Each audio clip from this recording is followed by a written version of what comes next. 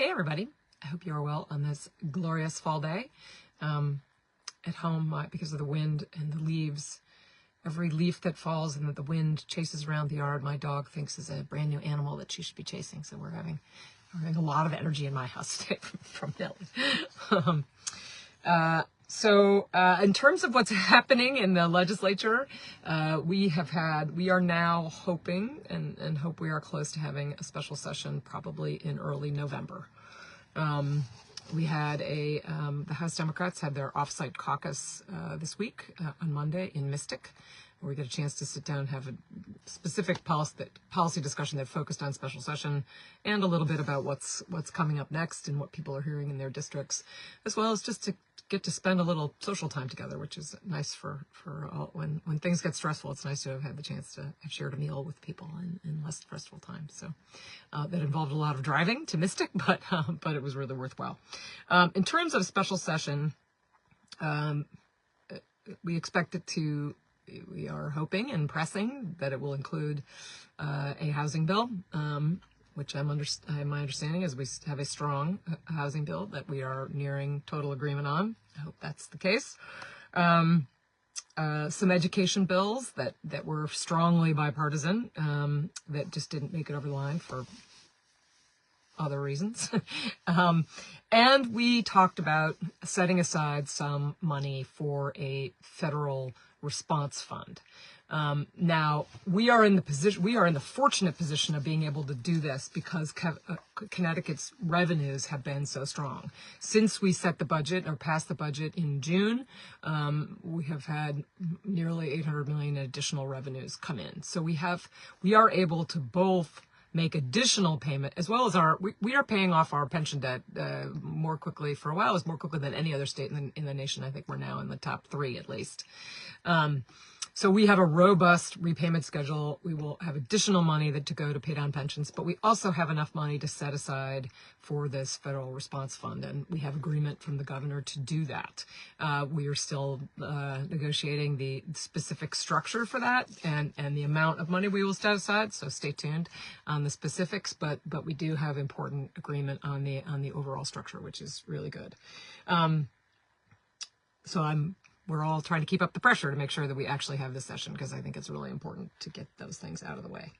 Another thing that I've been having a lot of meetings on recently is getting updates on the Child Care Trust Fund that we in Connecticut, we set up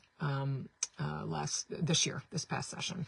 And we were able, again, because of strong revenues, to fully fund what the first year of it. It will get additional, as funds are available, when we have surpluses, those funds will be able to go into that trust fund. But we are, just in terms of its broad outlines, the trust fund that we've created and already with an initial deposit of $300 million and additional deposits that we anticipate being able to make in the future, it has a couple of goals. It will, increase pay for childcare workers. It will increase the number of seats available, and it will ensure that it is affordable, accessible and affordable. So on the affordability piece, by July of 2027, childcare should be free to anyone earning less than $100,000 a year, and no more than 7% of your income for those above that threshold. So I just went through all the numbers with the people who are running them, and they feel confident that we can meet that goal. The next goal is to have 20,000 additional childcare seats available in the state as of 2032. So that's a longer term goal, but we're already starting. We have 1,000 seats that we're trying to construct or make open right now. So that's really important. And Connecticut is getting some really big props for having taken the initiative to do that. There are some other states in the country who have done similar things, and we certainly learned from them. But it's really exciting because we have a lot of people, a lot of different groups that are part of the committee that will oversee this process, and it includes businesses, who want their employees to be able to have access to childcare, parents, families who want to be able to have their kids in a safe, supported, and enriching environment, and the state of Connecticut, who wants to make sure that workers are treated well and respected. So it is an exciting thing. We ought to be proud of it, and we'll be talking a lot about it as we go forward. Lots of upcoming events, including I will be hosting a conversation with our state treasurer, Eric Russell, at Salisbury Town Hall. I'm actually parked in the town hall lot as we speak. Really looking forward to that. I do a lot of work with the treasurer, particularly a lot of talking about the federal response fund that I mentioned a minute ago. And so we're going to talk about the fiscal health of Connecticut and what's happening and what's coming down the pike. So I hope you can join me on October 14th at Salisbury Town Hall. I think it's 6 p.m. Yep. So if you can, stop by and please register if you can. The link will be in the newsletter.